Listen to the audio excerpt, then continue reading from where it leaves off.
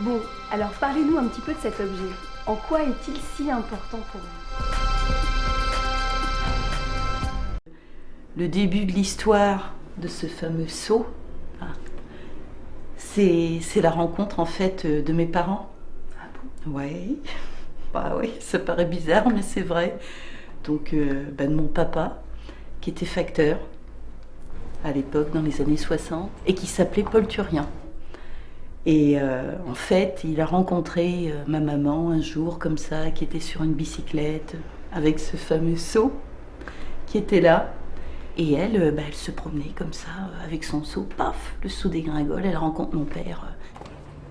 C'était le grand amour, et puis attention, hein, c'était pas facile, hein, parce que je peux vous dire que ma mère, c'est pas du tout une femme facile, hein, loin de là.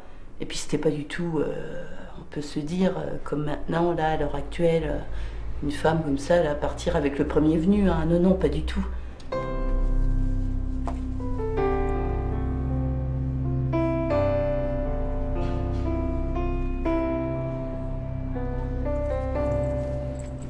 Mais c'est pas un peu léger pour en faire un objet fétiche? Ah mais non, non, non, non, non, non, mais pas du tout. Ça n'a absolument rien de léger, au contraire. Ce seau a sauvé la vie de mon grand-père. Ça se passait pendant la Seconde Guerre mondiale, dans les années 40. Et mon Dieu, à cette époque que la vie était rude. On ne se rend pas compte maintenant. Mais mon grand-père a beaucoup souffert, il mangeait pas tous les jours à sa faim, sa famille c'était exactement la même chose, mais il se débrouillait quand même. Il était tout petit garçon en cette période. Et puis un jour, il s'est passé une chose terrible, et ils ont tiré dans le tas. Et mon grand-père en faisait partie. On a cru qu'il était raide mort. En fait, pas du tout.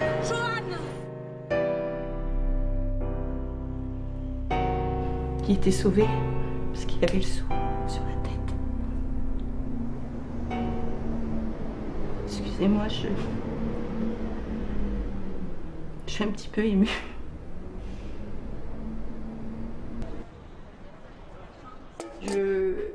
Je comprends mieux l'importance cruciale de ce seau. Eh ben merci beaucoup pour cette belle histoire. C'est vraiment incroyable ce qui vous est arrivé. Ah oui, oui, non mais attendez là, parce que c'est pas fini. Hein. Ah bon? Non, non, c'est pas fini. Parce qu'en fait, ce seau remonte jusqu'à Louis-Philippe. Oui. Enfin, je sais, ça paraît complètement aberrant, mais c'est une réalité. En fait, figurez-vous que Louis-Philippe, quand il est né, il a été lavé, quelque part, enfin, je pourrais dire un peu purifié, hein, lavé grâce à ce seau.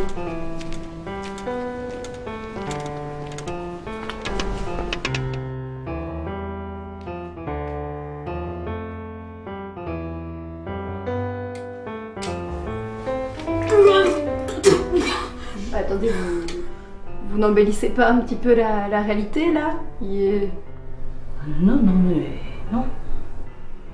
Non, mais est-ce que vous croyez que j'ai une tête à faire une chose pareille? Vous avez l'air un peu fatigué. Ah mais non! Non mais ça va pas! Non mais de quel droit vous me dites que je suis fatiguée, moi? Je suis en pleine forme! Je pète la forme! Et tout ça grâce au seau! Ce seau, c'est générationnel! Vous comprenez ce que je veux dire? Oui, oui. Générationnel, ça se transmet! C'est la transmission, ce seau! Pourquoi je devrais être fatiguée? Je suis en pleine forme! Vous allez rester avec moi, puis on va continuer à parler calmement, tranquillement du seau. Vous avez d'autres questions?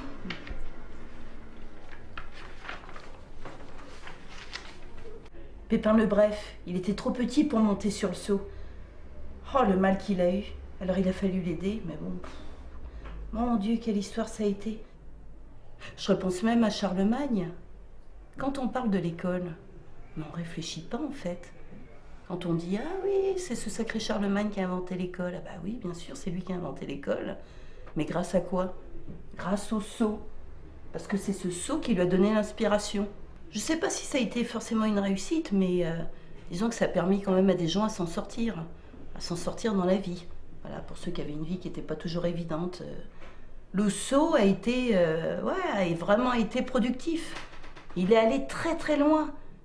Il a voyagé à travers le temps, à travers les hommes politiques, à travers les acteurs. Il paraît que même Bill Clinton a rencontré le saut en personne. D'ailleurs, il y a aussi une autre histoire. L'histoire de Louis XVI. Ouais. Absolument, oui. Ah oui, oui, oui. L'histoire de Louis XVI. Ah ben Louis XVI, il a été baigné dans ce seau. Je vous le dis, moi.